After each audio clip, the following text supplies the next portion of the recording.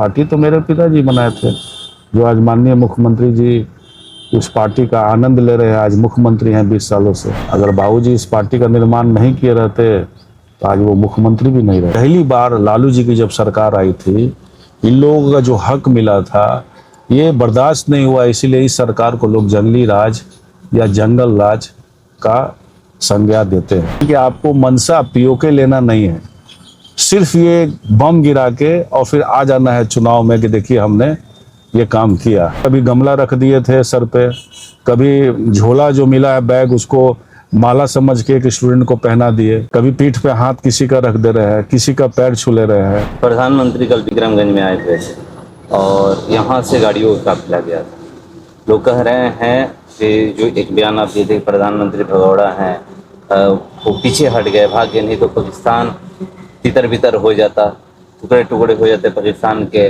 PoK आ जाता। उस पर लोग कह रहे हैं कि आपके पिताजी का नाम लेकर कि वो भगौड़े हैं, आप भगौड़े हैं। हम तो थोड़े बॉर्डर से भागे, यहाँ बॉर्डर की बात हो रही थी ना। बॉर्डर पे यही प्रधानमंत्री जी और देश के रक्षा मंत्री अमित शाह जी का बयान है और एलिगेशन लगाते हैं पूर्वत सरकार पे कि लड़ाई जो लड़ी जा रही थी इंडिया पाकिस्तान के बीच में, अगर लड़ाई लंबी चलती तो पीओके इन लोग हासिल कर सकते थे। उनका बयान भी आया है। अभी तो भारत बहुत मजबूत है, न्यूक्लियर पावर है, नया राफाल भी लेके आए हैं, हमारी सेना मजबूत है। जब हम आगे बढ़ चुके थे और उनका सपना भी पूरा हो जाता, पीओके हम लोग के पास आ जाता, जो मुद्दा जब से भारतीय जनता पार्टी बनी है तब से ये मुद्दा बनाई हुई है, इस मुद्दा को पीओके को लेकर, तो मौका तो था। आप 2-3 दिन अभी लड़ाई शुरू नहीं हुआ कि आप तुरंत बैक हो गए। तो इससे तो साफ मैसेज आ रहा है कि आपको मनसा पीओके लेना नहीं है, सिर्फ ये बम गिरा के और फिर आ जाना है चुनाव में कि देखिए हमने ये काम किया, हमने पाकिस्तान को बताया। सेम आप देखे होंगे पुलवामा में जो हमला हुआ था, सर्जिकल स्ट्राइक हुआ, बम 2-3 गिराया और वापस चले आए। इससे क्या लाभ होने वाला है? उसके बाद भी तो कश्मीर की घटना घटी है। तो ये तो इनका मुद्दा था। सब लोग जान गए हैं कि प्रधानमंत्री का ये जो रवैया था वो देश के हित में सही नहीं था। जंगल राज की लोग बात कर रहे हैं कि प्रधानमंत्री आकर यहाँ से मन से कह गए हैं कि जंगल राज फिर वापस नहीं आएगा, जंगल राज वालों से सावधान रहना है। उस पर यहाँ के पूर्व विधायक प्रतिनिधि कह रहे हैं कि जंगल राज बिहार से चला गया है, शाहपुर में जंगल राज है। पता नहीं किस तर्ज पे प्रधानमंत्री भी कहते हैं और ये भी कहते हैं। यहाँ तो चुनी हुई सरकार है ना, यहाँ लोग पसंद किए, लोग को यही चीज पसंद है तो क्या करेंगे। जनता तो वोट देती है, उनको 2-2 बार पसंद आया है, पहले भी पसंद आया है उनको। बिहार की जनता 15 साल लालू जी का वोट दे के ही चुना है। तो जंगल राज करना ये बड़ा बेवकूफ़ी वाली बात है।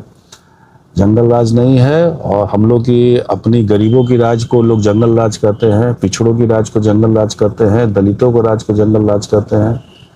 तो जंगल राज इस मायने में पहली बार लालू जी की जब सरकार आई थी, इन लोगों का जो हक मिला था ये बर्दाश्त नहीं हुआ, इसीलिए इस सरकार को लोग जंगली राज या जंगल राज का संज्ञा देते हैं। इस तरह की कोई बात नहीं। शाहपुर में तो फर्स्ट क्लास शांति है, लोग घूम फिर के आ जा रहे हैं, सड़कों का निर्माण हुआ है जिसमें आने जाने में लोगों को सुविधा हो रही है, पुल का निर्माण हुआ है, कॉलेज का निर्माण हुआ है, हॉस्पिटल का निर्माण हुआ है, स्टेडियम का निर्माण हुआ है।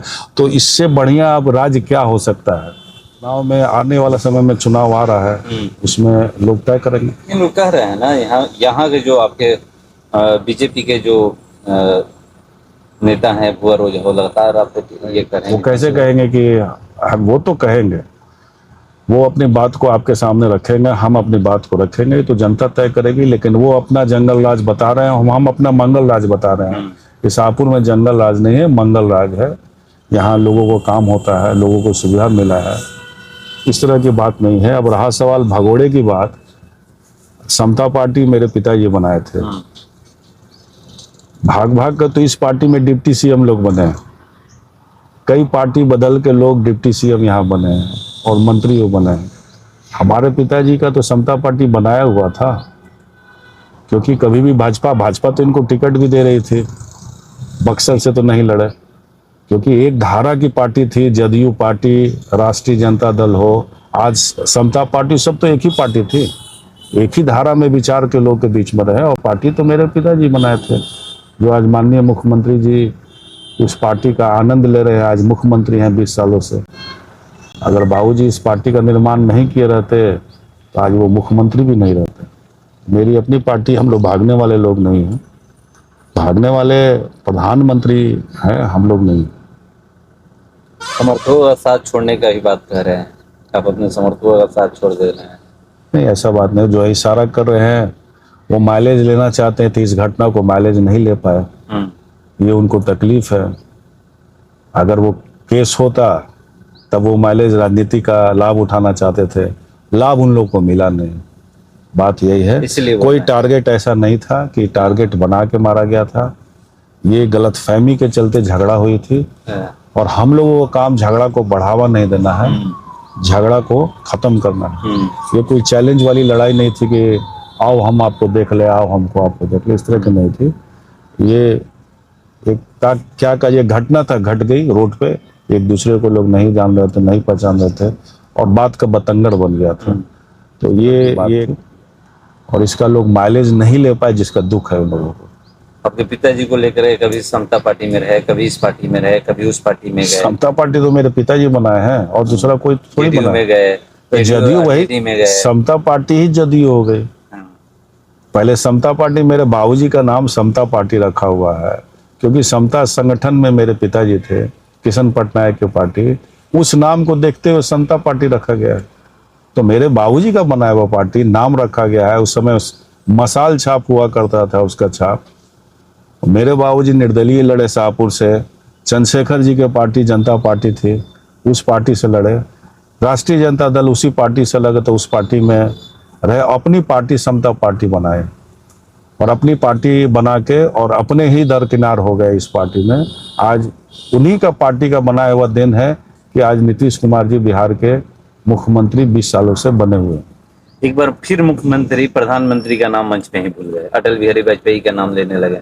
देखिए, ये तो जरूर है कि उनकी मानसिक स्थिति स्वस्थ नहीं है, और लोग अब बता रहे हैं, बहुत चेहरा से पहचान रहे हैं, नाम से नहीं पहचान रहे, जो करीबी लोग हैं जो बताते हैं, तो उनकी मानसिक स्थिति ठीक नहीं। ये आरोप जब हम लोगों के साथ थे, बीच में जो 17 महीने की सरकार बनी थी, उस समय डिप्टी सीएम खुद और सभी भारतीय जनता पार्टी के लोग ये कह रहे थे कि इनकी मानसिक स्थिति ठीक नहीं है।